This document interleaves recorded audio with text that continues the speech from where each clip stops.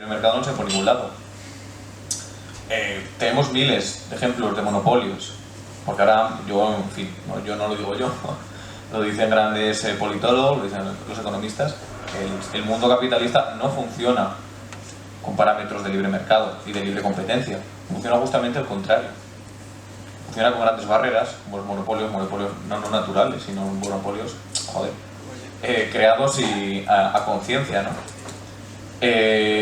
Uno y el más peligroso de todos, y a mí el que personalmente me da mucho más miedo, es el monopolio de la producción alimentaria, ¿no? Semillas, etc., que es el de Monsanto, por ejemplo, que hace poco creo que compró una empresa de mercenarios más grande del mundo, era Blackwater, que operó en Irak, pero en Afganistán, y creo que bueno, hace poco le cambió el nombre a la empresa, que creo que es su mayor, bueno, el expresidente era no me sale el nombre ahora, el número 2 del gobierno de Bush, un calvo de gas. Sí, Cheney, sí señor. Bueno, con todos estos monopolios y toda esta, entre comillas, refutación de la teoría del libre mercado, yo lo que voy es a lo siguiente, a intentar desgajar un poquito el funcionamiento del sistema en el que vivimos, ¿no? Se suele decir que el capitalismo está en crisis. Ahora está muy de moda decir que ahora más que en los años finales de los 90, ¿no? Que el capitalismo está en crisis.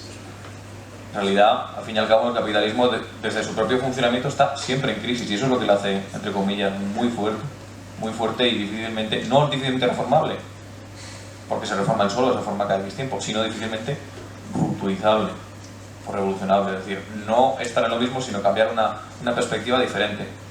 ¿Por qué están continuamente en crisis? Tú mismo lo has comentado, expansión, ¿verdad? El capitalismo funciona con 2 o 3 leyes, en realidad, a grandes rasgos, luego tiene sus multiplísimas deducciones, etc., con pocas leyes. Una de ellas es la tasa de ganancia tiene que estar en perpetuo crecimiento, ni siquiera puede quedarse constante. Si está en perpetuo crecimiento significa que está en perpetua expansión. Esto hemos visto desde el principio. Desde que se empezó a forjar, entre comillas, en Inglaterra, ¿no? Por así decirlo.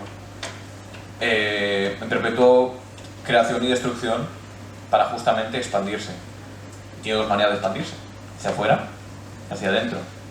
Hacia afuera, entre comillas, a otros países, ¿vale? Y hacia adentro, dentro del mismo país. Luego retomaré esa idea.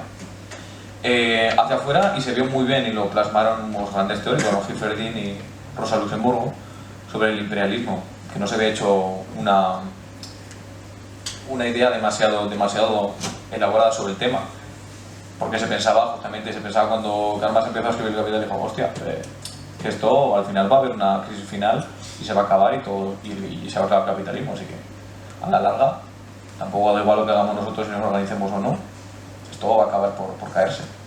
Luego en los 1990 y 1980 se dieron cuenta de que justamente está más fuerte que nunca el capitalismo, que se había producido algo que no sabíamos muy bien qué era, que no sabían muy bien lo que era, y se pusieron a analizarlo. Justamente lo que pasó es que el capitalismo rompió las barreras nacionales, porque al fin y al cabo ya todos los obreros de Londres, todos los obreros de Inglaterra tenían su casita, de malas maneras, tenían sus bienes de equipamiento de malas maneras, ¿no?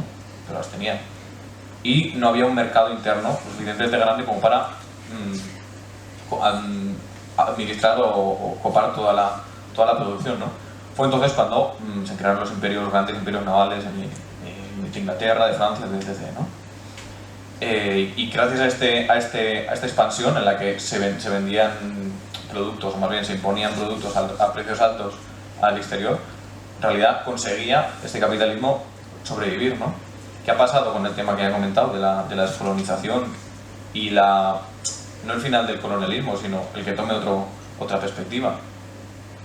Colonialismo, es decir, en el momento en que veo deudas con el FMI, con el Fondo Monetario Internacional, con el Banco Mundial, con otros tantos, o directamente con los países, yo ahí veo colonialismo. O sea, una persona con la que estás en deuda y que no es que le debas todo tu dinero, que todo el dinero que puedas ganar en un mes, sino todo el dinero que puedas ganar en 50 años, todo un país entero, eso lo considero una deuda bastante importante, ¿eh? O sea, en la que mi vida puede estar en juego. Justamente con estas...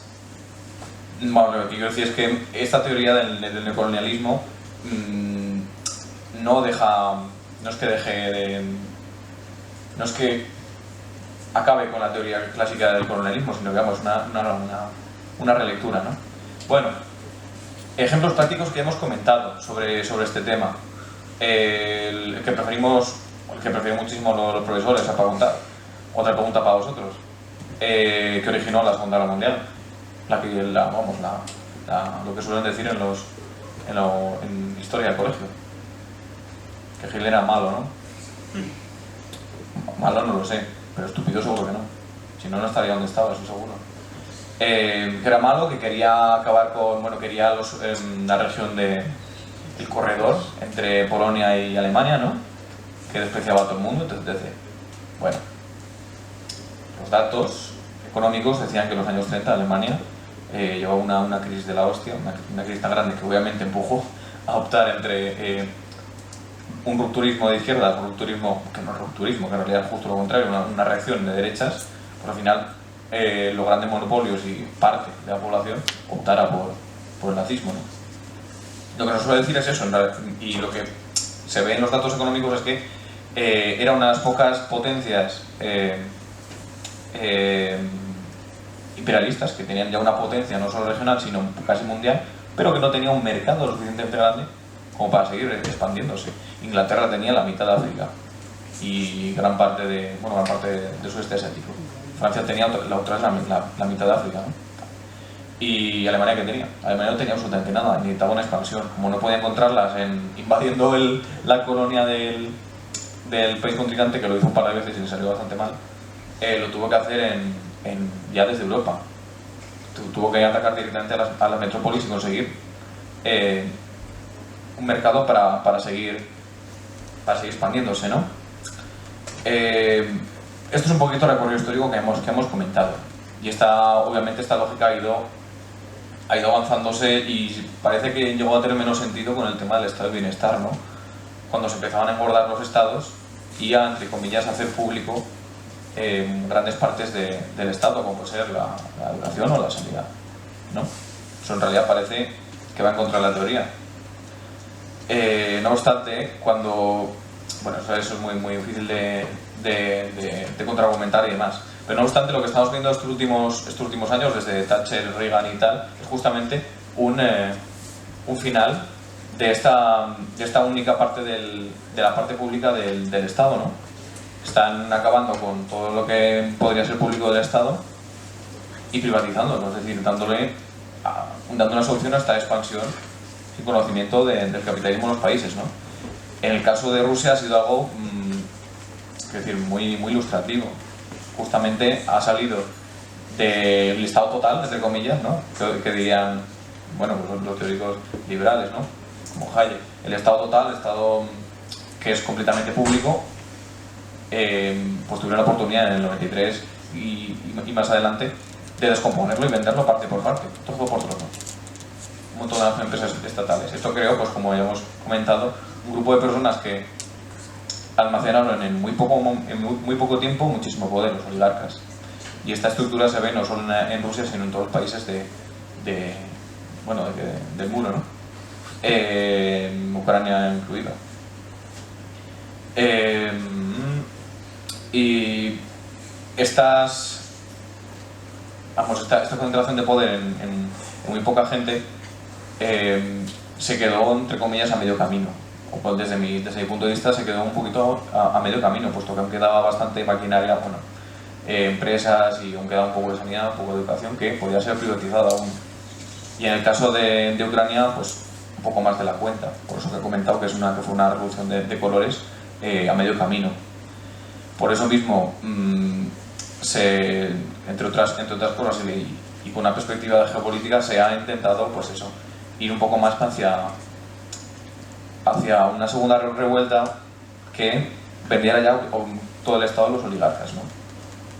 Y bueno, en realidad no tengo gran cosa más que decir. Sí que vimos el documental que pusimos el viernes sobre la doctrina del shock de Naomi Klein, que aconsejo a todos los que estéis aquí, que justamente esta doctrina de destrucción de un país, que se ha visto en Irak, se ha visto en Afganistán, se ha visto en muchos sitios, en Siria ahora mismo, en Libia, de destruir un país para luego reconstruirlo, pero no reconstruir el mismo país, lo reconstruyen desde Estados Unidos, como pasó con Irak, ¿no? Y sobre todo la segunda parte, que sería endeudarse, conseguir una deuda enorme que ya la está almacenando Ucrania para depender directamente de Estados Unidos, de la OTAN, del FMI. Y bueno, he comentado antes a compañera que sobre las perspectivas de los grandes países, ¿no? Y sus proyectos ideológicos, el proyecto de Rusia, el proyecto de Estados Unidos. Es complicado intentar decir cuál es mejor, cuál es peor. Son competidores e imperialistas, aunque, bueno, si en el caso de Rusia yo creo que también lo es, pero hay que entender un poquito el papel. Cada vez que en realidad cada vez históricamente que se han enfrentado dos potencias imperialistas y ha habido un conflicto mundial, como puede ser la Primera y la Segunda Guerra Mundial, ha habido unas tensiones tan grandes, unas movilizaciones tan grandes de la pobreza, de las construcciones ideológicas de la gente también, que se han creado experimentos que no se habían visto hasta entonces. En la Primera Guerra Mundial, el primer experimento, consecuencia, entre comillas, directa de la guerra, fue el establecimiento del primer Estado superador, entre comillas, del capitalismo. Y después de la Segunda Guerra Mundial hubo todo un bloque, y después empezaron a salir había ya países en los que se intentaba hacer cosas nuevas a raíz de estas guerras de redivisión, de estas guerras entre potencias imperialistas. No creo que haya que quedarse con unas dos partes, en Rusia o Estados Unidos, sino aprovechar las contiendas que tienen entre ellos para analizar y ver que existen y se crean situaciones extraordinarias. En este caso, ¿quién iba a decir? Vamos a ver, a mí me dicen hace 5 años, oye, que va a haber una guerra a la antigua usanza años 30 en Ucrania. Y yo me quedo así, y digo, está flipado. O sea, una guerra, ¿y por qué digo una guerra a la antigua usanza? Joder, porque hay camisas pardas, hay personas que no es que les guste la parafernalia fascista, no es que le guste pintarse esvásticas en la cara o donde sea, y aprender himnos y recordar a los antiguos, que eso lo puede hacer cualquier trasnochado, ¿no? Sino que, joder, están siguiendo las funciones que son perseguir a la gente, amedrentar, dar miedo y llegar al caso de asesinar y apartar a la gente directamente no de la vida política, sino de la vida pública o de la vida, simplemente, ¿no? Y por otro lado tenemos una autodefensa, es que si me lo habían dicho hace 5 años yo estaría como nadado, y una defensa de la propia gente, porque sé que son rusos defendiéndose contra los ucranianos o contra los valores occidentales, eso yo no me lo creo. O sea, hay vídeos y un montonazo de realidades que se pueden ver. Son la propia gente de ahí, de esa zona, de las dos provincias, ¿no? Lugansk y Donetsk, las que se han defendido, mineros, porque es una provincia minera, que se han defendido han tomado las armas. A mí quién me iba a decir eso hace unos años, yo no, desde luego no me lo he creído. ¿Con qué quiero decir eso? Que, como conclusión, que tenemos que tener una visión bastante histórica y entender que lo que está pasando ahora no es algo puntual, es algo que es una guerra que se lleva dando desde hace tiempo. ¿Vale? Pues muchas gracias, Fidel.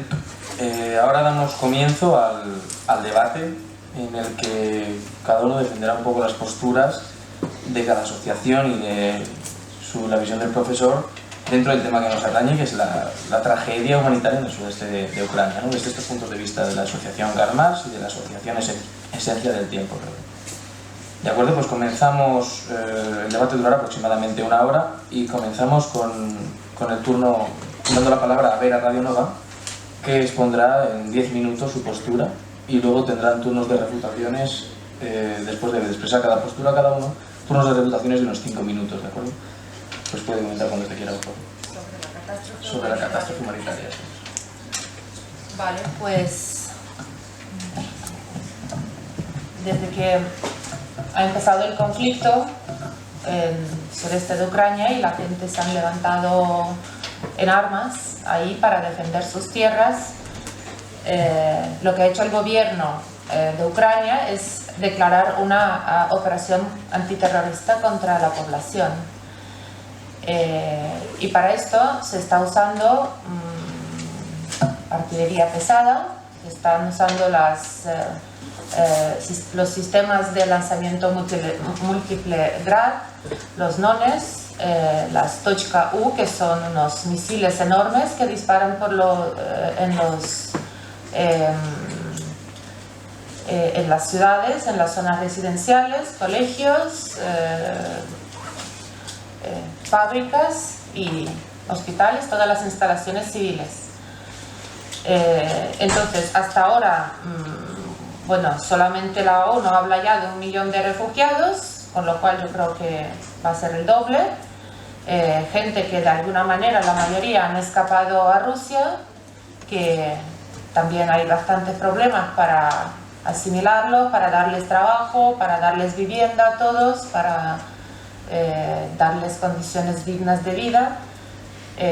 Y hay algunos que incluso después de que han pasado el verano vuelven a sus ciudades en Lugansk, en Donetsk, con niños, donde no hay agua, no hay luz, no hay gas, las casas están frías, no hay comida, los supermercados no funcionan, no hay muchas veces ni agua potable.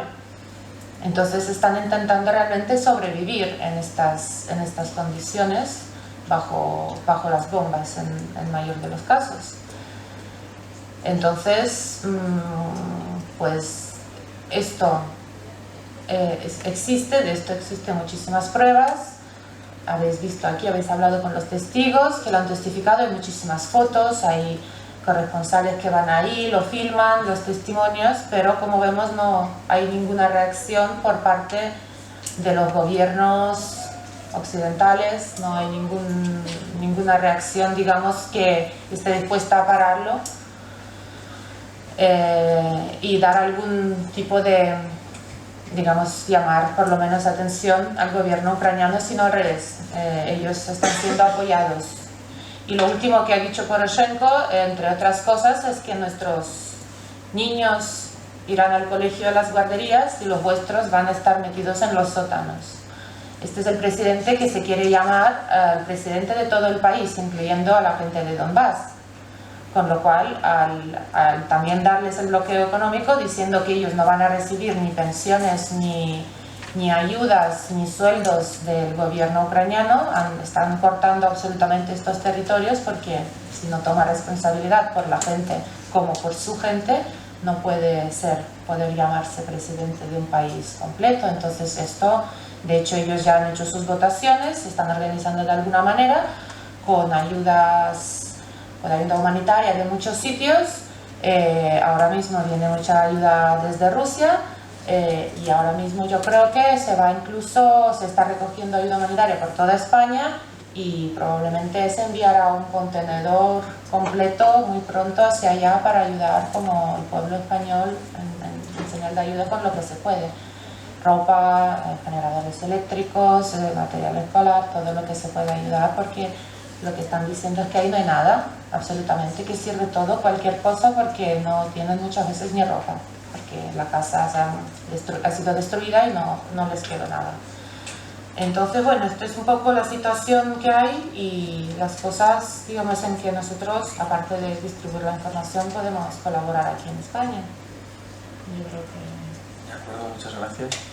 Tiene la palabra el profesor Andrés para expresar su postura en 10 minutos sobre el tema de debatir.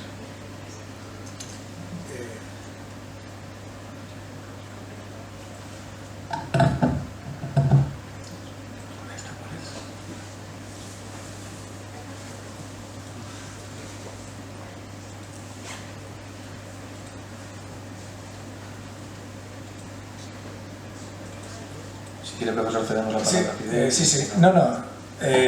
Lo que pasa que ¿hasta 10 minutos tengo? Sí. A ver si lo... Bueno, no voy a prometer nada porque seguro que no lo voy a cumplir, entonces voy a ver si me reduzco a los 10 minutos y voy a aprovecharlos para terminar lo que empecé antes, pero focalizándome en efecto, como propone el moderador, en lo que está o ha ocurrido en Ucrania. Ya lo califiqué como un regime change, un cambio de régimen promovido, financiado, coordinado por los Estados Unidos, sus servicios secretos, implicación de la CIA, pero también del Pentágono, con sus proyectos, por ejemplo, de instalaciones militares en la península de Crimea, y para abrir un poco el camino e ir ganándose a la población. El Pentágono, sabéis, hasta hace poco, hasta que Crimea se pasó a Rusia, financiaba en concreto 3 proyectos de mejora de 3 escuelas secundarias en la ciudad de Sebastopol. Mejor dicho, ¿dónde está el puerto? El Sebastopol, el Sebastopol, la base de la Armada rusa en las aguas calientes. Pues, ¿qué coño hacía el Pentágono? ¿Qué interés tenía el Pentágono en estos programas a través de ONGs? Porque todo el dinero, estos 5.000 millones de dólares del Departamento de Estado, buena parte se dirige a ONGs que compiten por proyectos que elabora, que crea el Departamento de Estado, por ejemplo. Entonces usan las ONGs como arma, digamos, de penetración y de influencia. Pues el Pentágono también tenía sus ONGs para financiar la reconstrucción y la mejora de las instalaciones de 3 escuelas secundarias en la ciudad de Sebastopol.